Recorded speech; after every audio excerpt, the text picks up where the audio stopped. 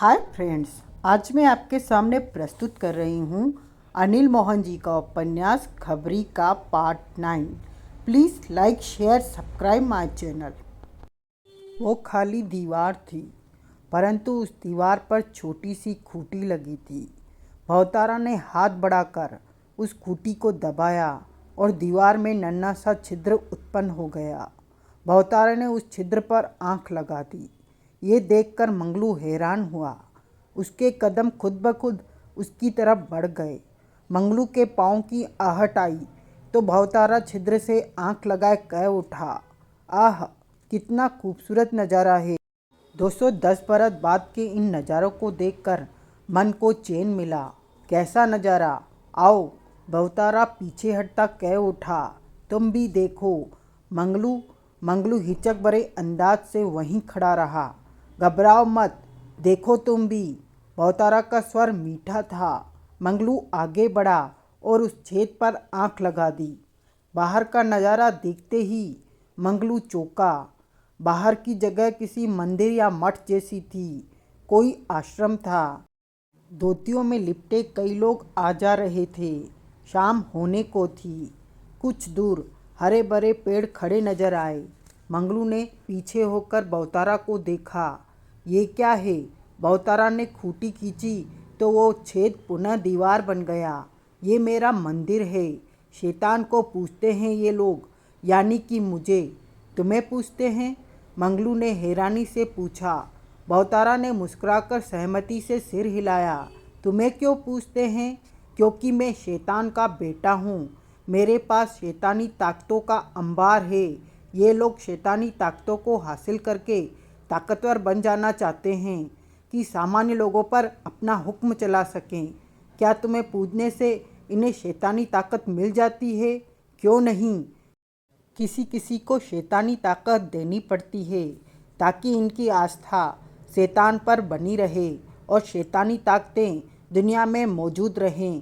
ताकतें बांटने में शैतान का ही फायदा है। मेरे लिए ये सब नया है।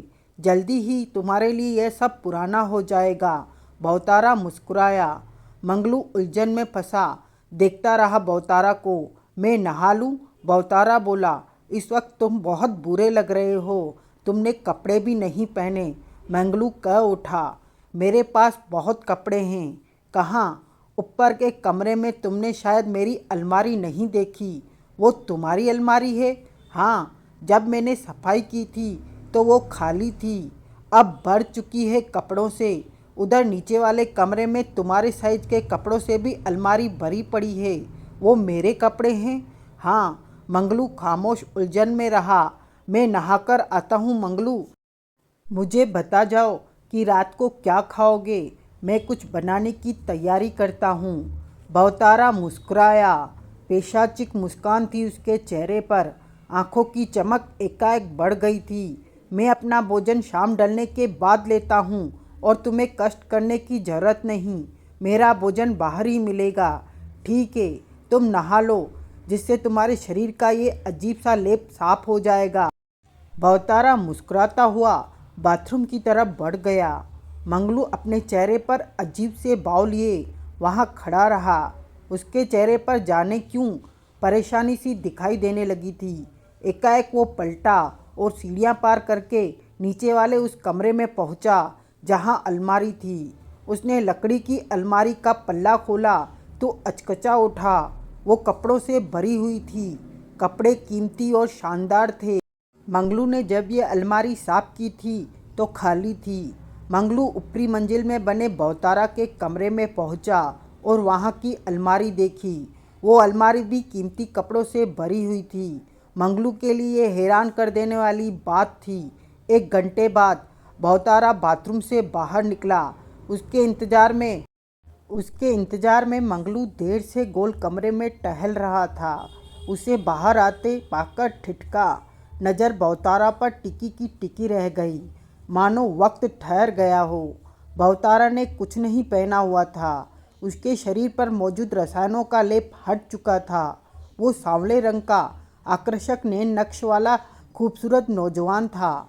उसके सिर के बाल छोटे घुंघराले थे। उसकी उम्र 20 बरस के आसपास थी।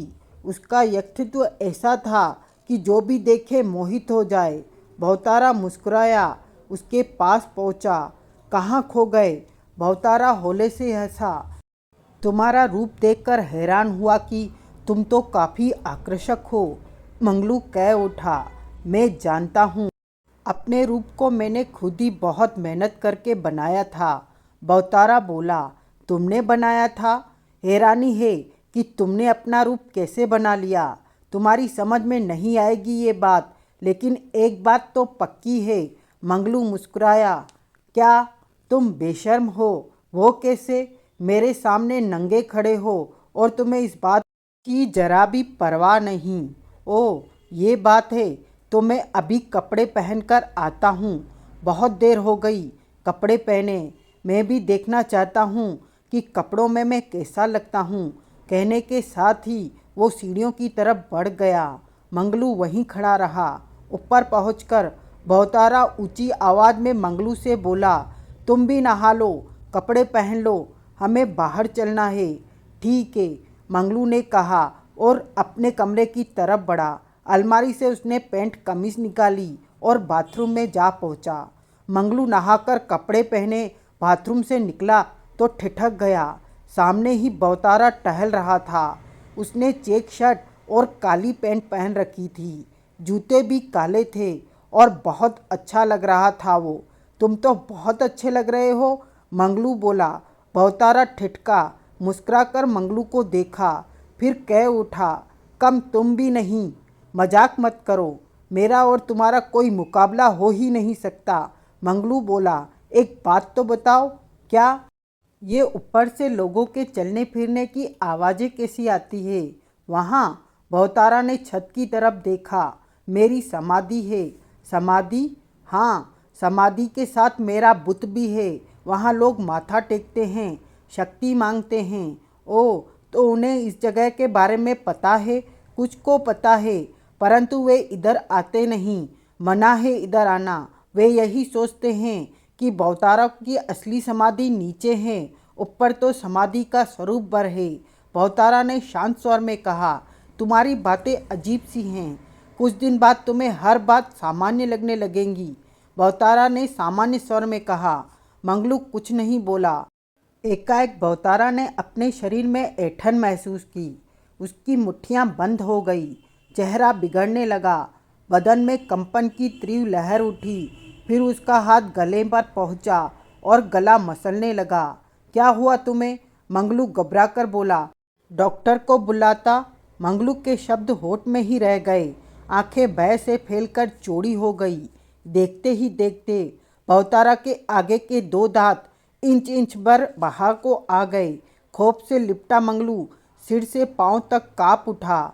भवतारा अपने गले पर हाथ फेरे जा रहा था, जैसे दम घुट रहा हो।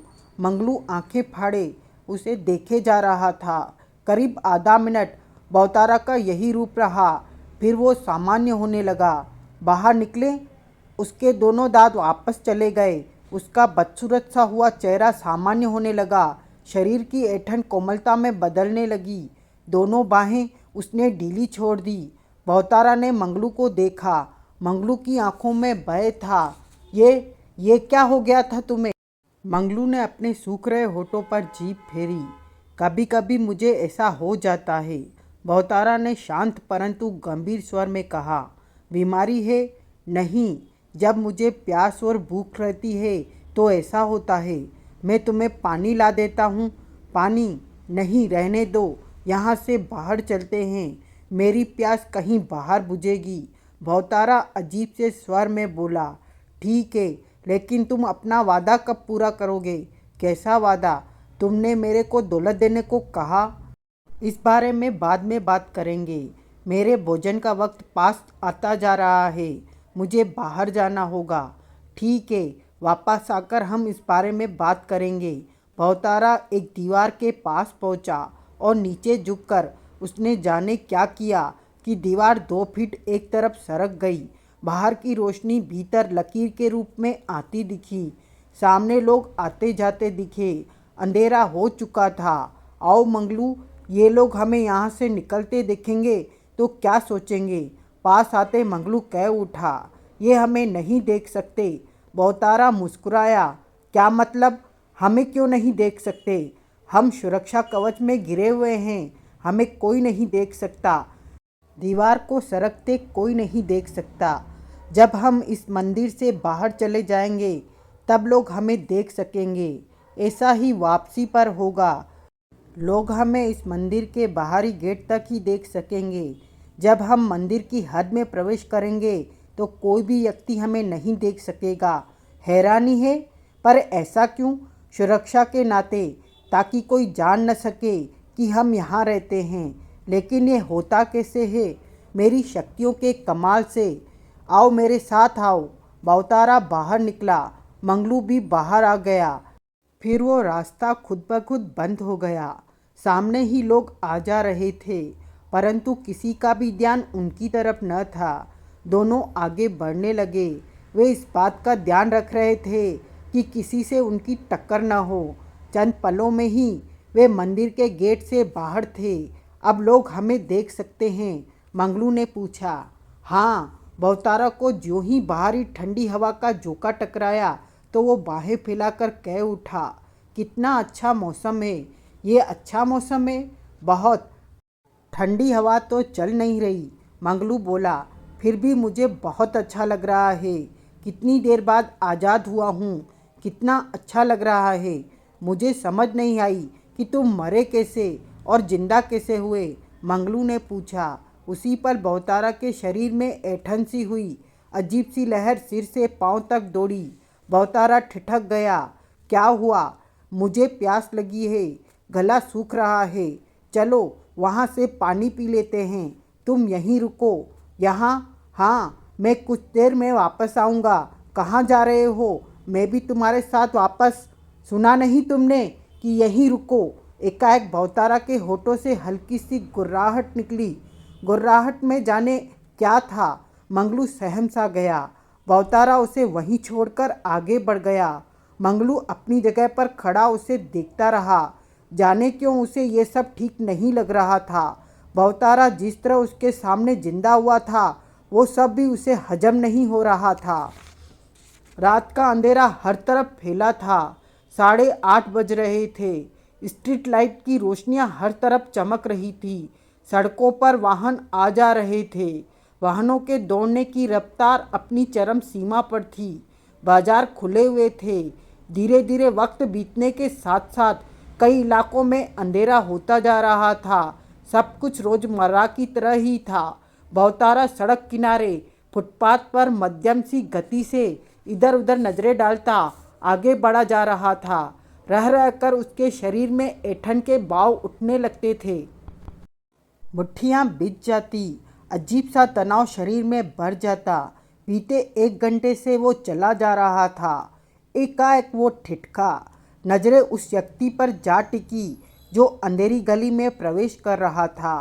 वो व्यक्ति गली में प्रवेश कर गया।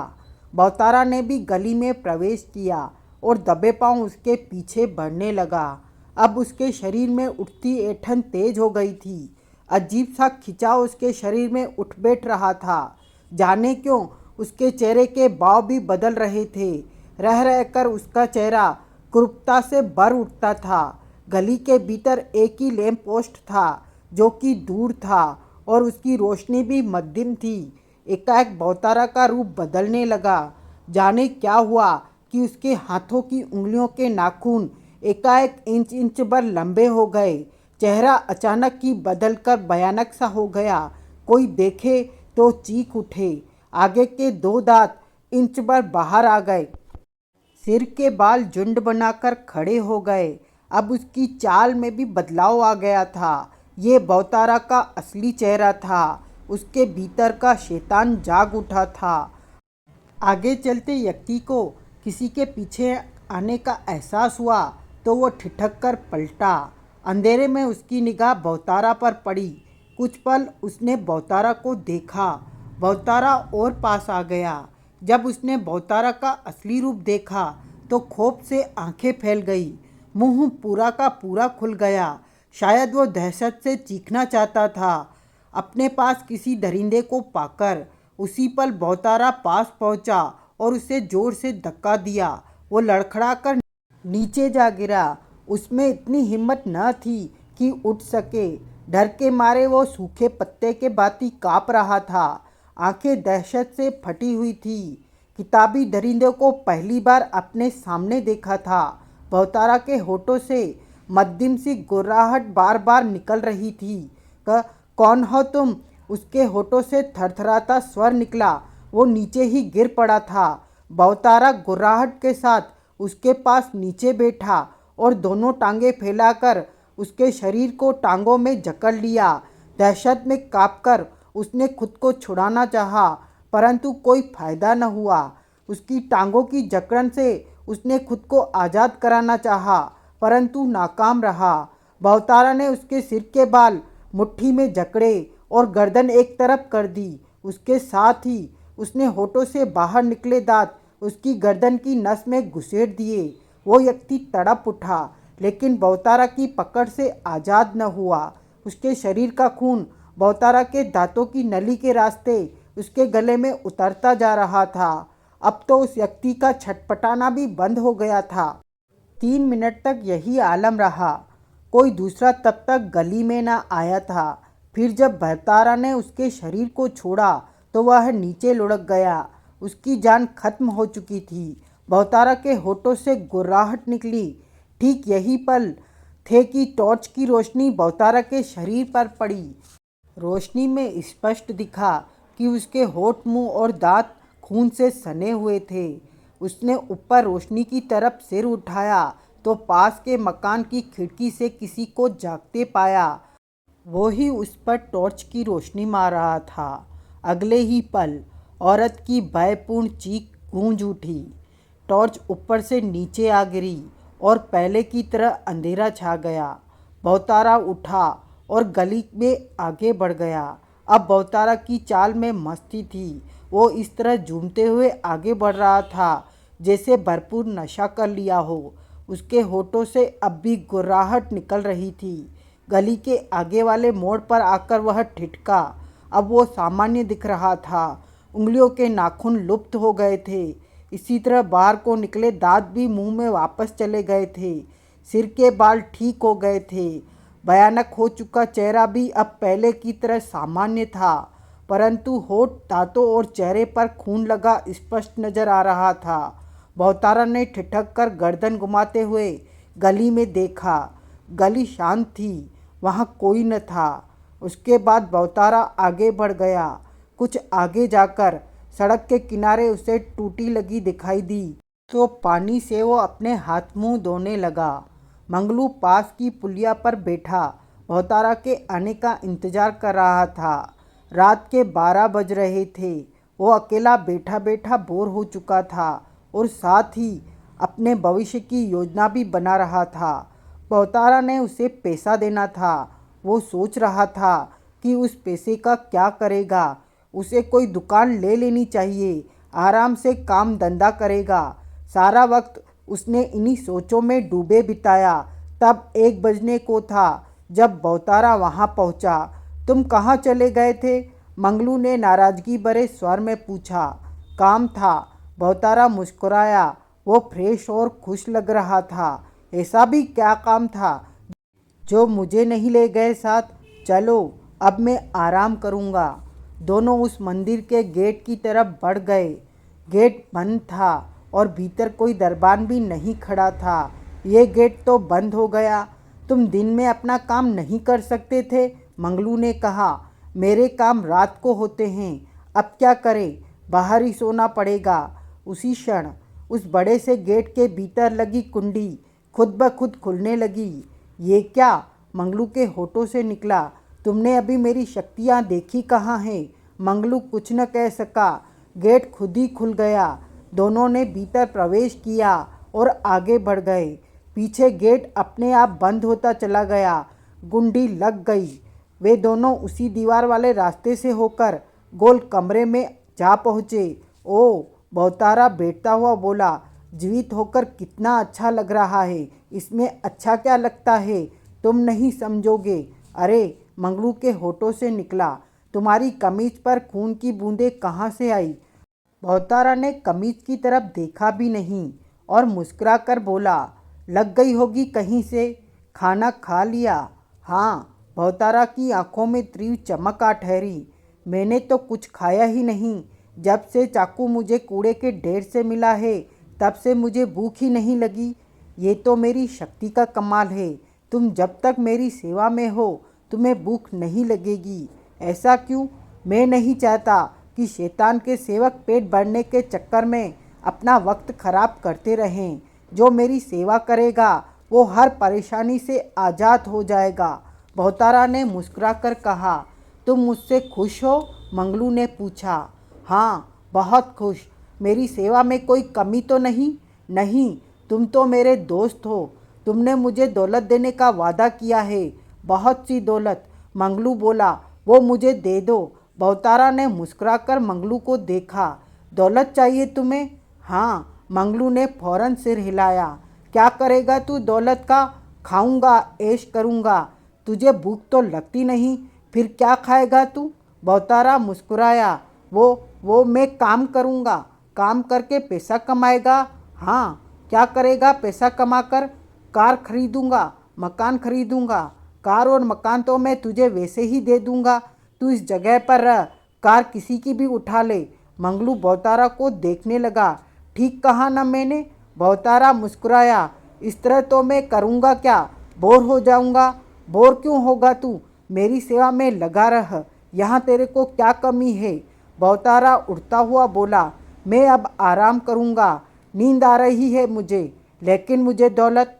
बेकार की बातें न कर मंगलू, बहुतारा कह उठा। तेरे को दुनिया का हर आराम हासिल है। दौलत का तेरे लिए कोई इस्तेमाल नहीं। जब चीज़ की जरूरत ही नहीं तो उसे मांगता क्यों है? वो सीढ़ियों की तरफ बढ़ गया। मंगलू हक्का बक्का रह गया। लेकिन तूने तो कहा था कि मुझे ढेर सारी दौलत। मंगलू सीढ़ियाँ चढ़ता बहुतारा कह उठा, मुझे नींद आ रही है, बाद में बात करना। मंगलू बहुतारा को देखता रहा। बहुतारा ऊपर पहुंचा और देखते ही देखते अपने कमरे में प्रवेश कर गया। मंगलू को अपने सपने टूटते से महसूस हुए। बहुतारा उसे दौलत नहीं दे रहा था, जबकि उसके मन में तो सिर्फ एक ही इच्छा थी, ढेर सारी दौलत पा लेने की इच्छा। मंगलू ने मन ही मन में ये इरादा पक्का किया कि वो बहुतारा से दौलत लेकर रहेगा। राजन रात को जब होटल पर पहुंचा तो 12 बज रहे थे। मोना चौधरी और सतपाल जाग रहे थे। सतपाल ने राजन को मोना चौधरी से परिचय कराया। फिर वो लोग एक दूसरे को शैतान के बेटे से वास्ता रखती सारी बातें बताने लगे। आधे घंटे की बातचीत के बाद राजन उठता हुआ बोला, भूख बहुत लगी है, मैं नहाकर आता हूँ, तुम खाना मंगवाओ। कहकर वो बाथरूम में चला गया। सतपाल ने रूम सर्विस को खाना लाने को कहा। वे दोनों पहले ही खा चुके थे। कुछ देर बाद राजन नहाकर बाहर निकला और बोला, तांत्रिक मोहम्मद को खबरी का नाम बताना चाहिए था। क्या पता नाम वो भी न जान पाया हो। सतपाल गंभीर स्वर में बोला, हमें अपने काम से मतलब रखना चाहिए।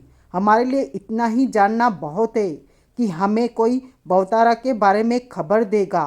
तब तक हम बैठे रहेंगे? बैठना ही पड़ेगा। अब हमें ये आशा तो है कि हमें किसी भी वक्त बहुतारा के बारे में खबर मिल सकती है।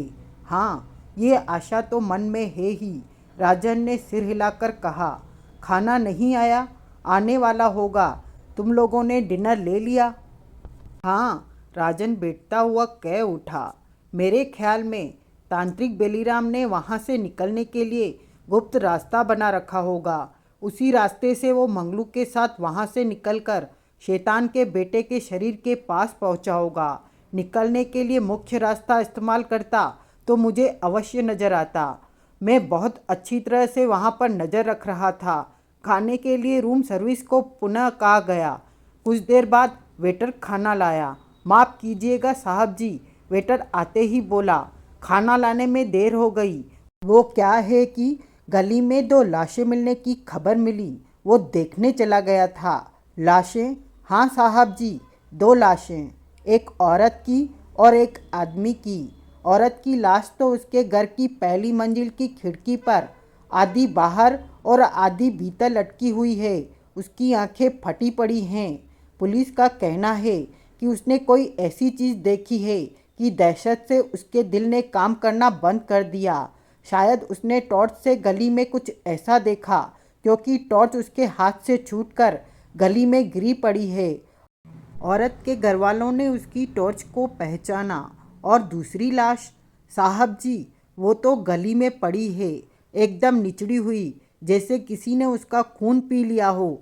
सतपाल चौंका। मोना चौधरी भी एकाएक सीधी बैठ गई। राजन ने सतपाल को देखा। खून पी लिया हो? सतपाल के होठों से निकला। हाँ साहब जी, बिल्कुल पीली और सूखी पड़ी है वो लाश। मैं वो लाश देखकर आता हूँ। सतपाल बोला। मैं भी चलती हूँ। मोना चौधरी उठ खड़ी हुई। चलो, राजन कह उठा। साहब जी, खाना ठंडा हो जाएगा, वेटर के होठों से निकला। कोई बात नहीं। वो सभी बाहर निकले और तेज तेज कदमों से सीढ़ियों की तरफ बढ़ गए। कहीं ये काम शैतान के बेटे का तो नहीं, यही आशंका मेरे मन में है। सतपाल होठ बीच कर बोला। वो जिंदा हो गया होगा। तांत्रिक मोहम्मद ने इशारा तो किया था उसके जिंदा होने का। मोना चौधरी बोली। देखते हैं, कहीं वेटर की बात झूठी ही न हो। गली में 2 पुलिस कारें खड़ी थी, जिनकी हेडलाइट की रोशनी में पूरी गली चमक रही थी। हर तरफ पुलिस की खाकी वर्दियां नजर आ रही थी। कुछ और लोग भी तमाशबीनों की तरह खड़े थे। गली के घरों से लोग झांक रहे थे। पुलिस की एम्बुलेंस गली के बाहर खड़ी थी। लाश अभी भी गली के बीचों बीच पड़ी थी। खिड़की वाली औरत की लाश को हटा लिया गया था। अब गली में पड़ी लाश का पंचनामा किया जा रहा था। एक तरफ खड़े 2 पुलिस वाले बातचीत में और डायरी में कुछ लिखने में व्यस्त थे। मोना चौधरी, सतपाल और राजन वहां पहुंचे। क्या हुआ सर? सतपाल ने एक हवलदार से पूछा। मर्डर हो गया, उसने बताया। एक मर्डर, एक को हार्ट फेल। ओ, कैसे हुआ? तफ्तीश जारी है। कोई बता रहा था कि लाश ऐसी है जैसे किसी ने आदमी का खून पी लिया हो। सतपाल बोला। हवलदार ने गली में पड़ी लाश को देखा, जहां पुलिस वाले उसे स्ट्रेचर में डालने में व्यस्त थे। लगता तो ऐसा ही है, हवलदार ने कहा। सही बात तो पोस्टमार्टम के बाद ही पता चलेगी। तब तक राजन लाश के पास जा पहुंचा और पुलिस वालों के साथ उसे उठाकर स्ट्रेचर में डालने में सहायता करने लगा। पुलिस वालों ने उसे देखा, परंतु कहा कुछ नहीं।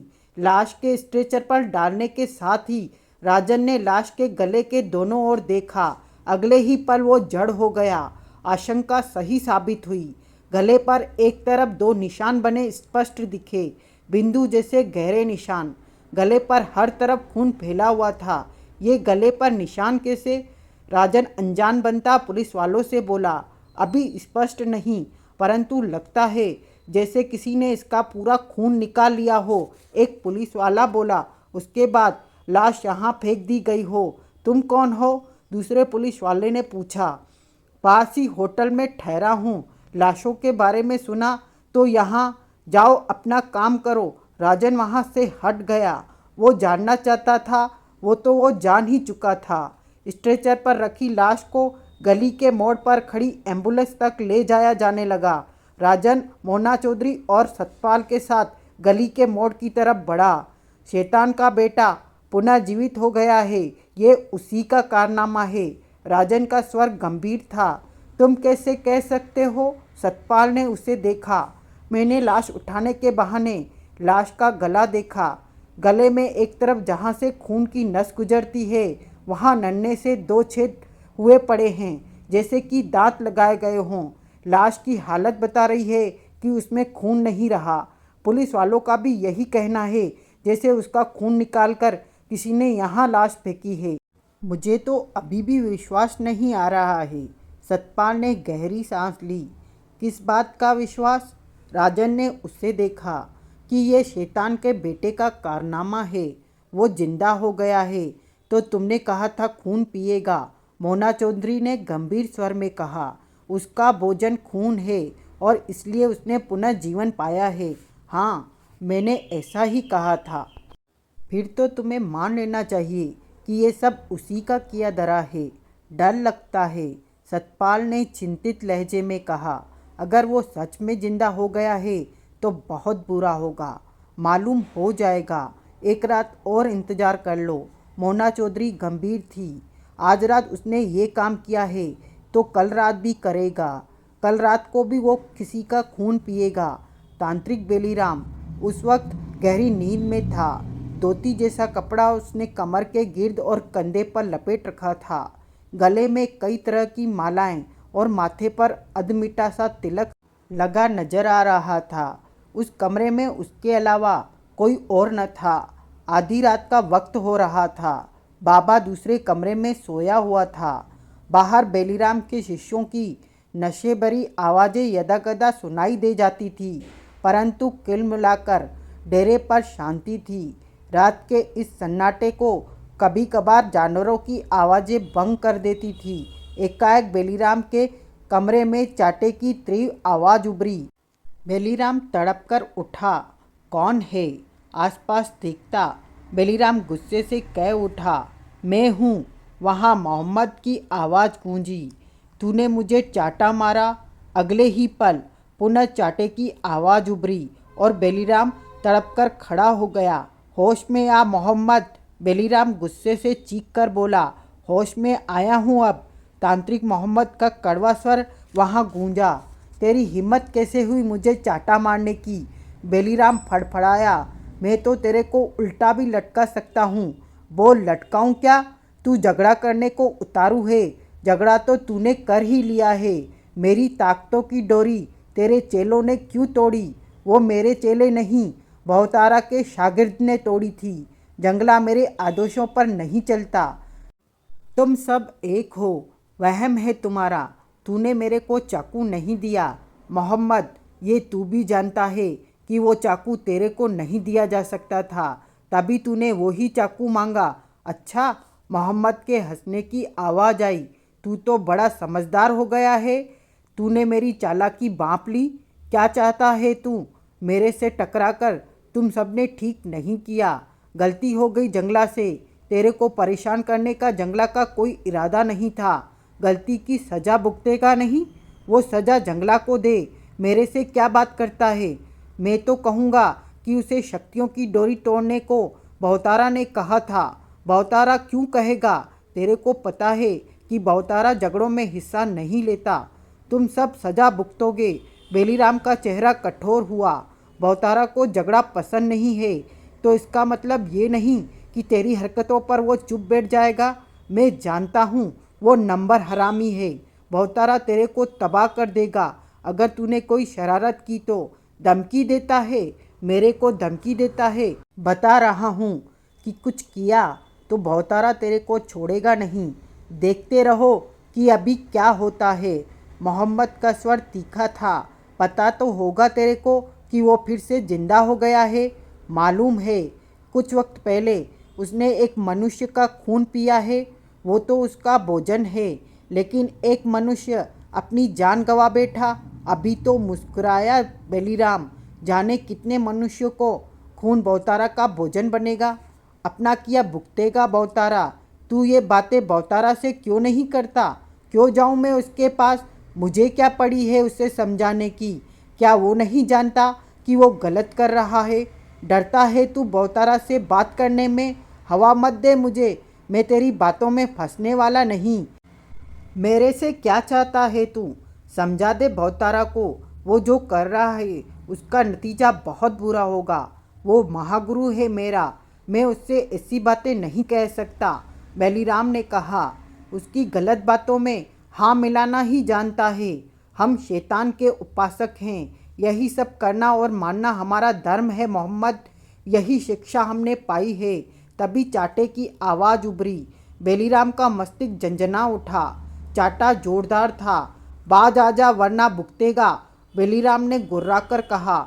मैं तो चाहता हूँ कि तू मुझ पर वार करे। कर वार। एक वार किया, मेरी माला तोड़ी, वो सज़ा तो तुम लोग भुगतोगे ही। दूसरा कर, उसकी सज़ा देता हूँ।